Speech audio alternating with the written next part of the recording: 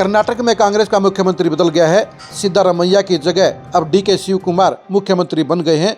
DK Shiv Kumar को मुख्यमंत्री बनाने में हरियाणा के बड़े नेता रणदीप सुरजेवाला की सबसे बड़ी भूमिका रही है। पार्टी के कर्नाटक प्रभारी के तौर पर रणदीप सुरजेवाला ने ही 2022 के अंदर दोनों ही पक्षों के बीच में ये अंडरस्टैंडिंग करवाई थी कि ढाई साल तक दोनों मुख्यमंत्री रहेंगे। लेकिन 2.5 साल के बाद सिद्धारमैया ने कुर्सी छोड़ने से इनकार कर दिया।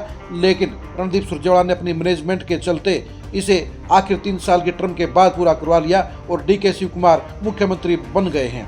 लेकिन कल डीके शिव कुमार के शपथ ग्रहण समारोह में बेंगलुरु में जो नज़ारा नजर आया, उसमें हरियाणा के दूसरे बड़े नेता भूपेंद्र हुड्डा को जोर का झटका लग गया है, क्योंकि बेंगलुरु में भूपेंद्र हुड्डा के लिए एंट्री नहीं थी, यानी नो एंट्री के चलते ही वो बेंगलुरु में नहीं पहुंचे।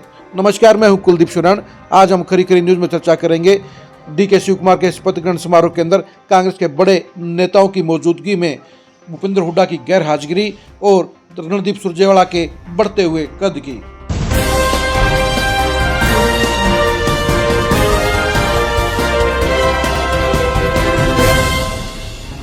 रणदीप सुरजेवाला ने कर्नाटक के सबसे गंभीर मुद्दे को सुलझाने का काम किया।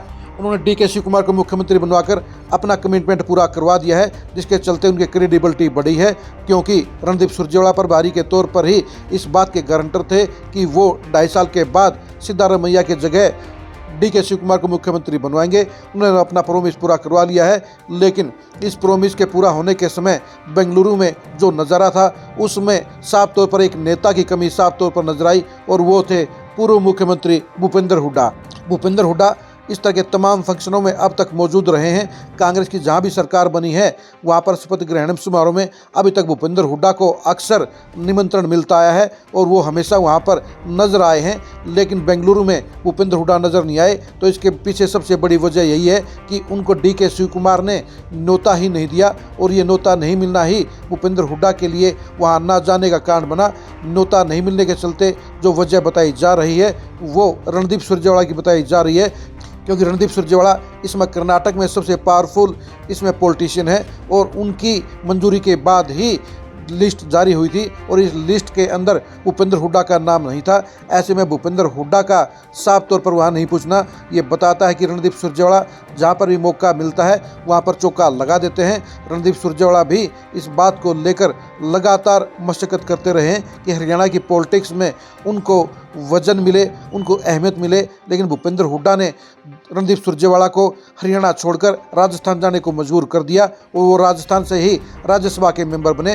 रणदीप सुरजेवाला हमेशा वक्त की नज़ाकत को समझते हैं और वक्त आने पर अपनी अहमियत और अपनी पावर दिखा देते हैं, और कर्नाटक के अंदर उन्होंने शपथ ग्रहण समारोह में साफ तौर पर दिखा दिया कि अगर भूपेंद्र हुड्डा उन्हें हरियाणा में इग्नोर करवाने का काम कर सकते हैं, तो वो भी कर्नाटक में उन्हें इग्नोर करवाने का काम कर सकते हैं। बेंगलुरु में डीके शिव कुमार के शपथ ग्रहण समारोह के अंदर कांग्रेस के तमाम बड़े नेता मौजूद थे।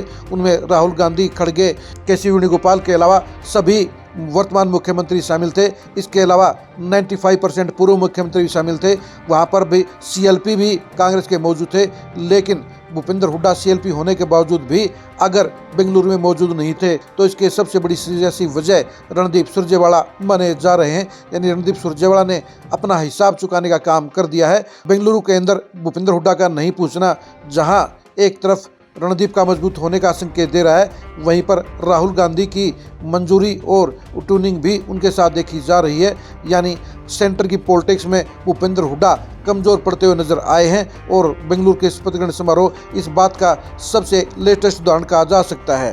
भूपेंद्र हुड्डा को बेंगलुरु का न्योता मिला नहीं मिला, इसके बारे में कोई पोजीशन क्लियर नहीं है। लेकिन ये बात भी सच्चाई है कि अगर भूपेंद्र हुड्डा को न्योता मिला होता तो वो शपथ ग्रहण समारोह में जरूर जाते, क्योंकि शपथ ग्रहण समारोह के अंदर कांग्रेस के बड़े नेताओं की गिनती होती है, उनकी चर्चा होती है, और कांग्रेस हाईकमान के साथ उनकी ट्यूनिंग भी साबित होती है। लेकिन बेंगलोर के अंदर भूपेंद्र हुड्डा का नहीं होना साफ तौर पर यह बता रहा है कि राहुल गांधी भी उनसे खुश नहीं है, और दूसरी ओर रणदीप सुरजेवाला का वहाँ पर प्रभारी और सबसे इम्पोर्टेंट और सबसे पावरफुल पॉलिटिशियन होना भी भूपेंद्र हुड्डा को नुकसान देने का काम कर गया है। आप हरियाणा में भूपेंद्र हुड्डा और रणदीप सुरजेवाला के रिश्तों के बारे में क्या सोचते हैं, कमेंट करके जरूर बताइए।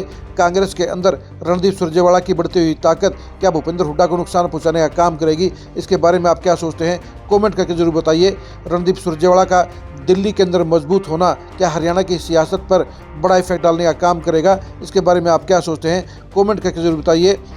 रणदीप सुरजेवाला और भूपेंद्र हुड्डा के रिश्तों की भविष्य को जानने के लिए आप लगातार खरी खरी न्यूज़ के साथ बने रहिए। आप हमारे फेसबुक पेज को फॉलो कीजिए, आप हमारे यूट्यूब चैनल को सब्सक्राइब कीजिए। नमस्कार।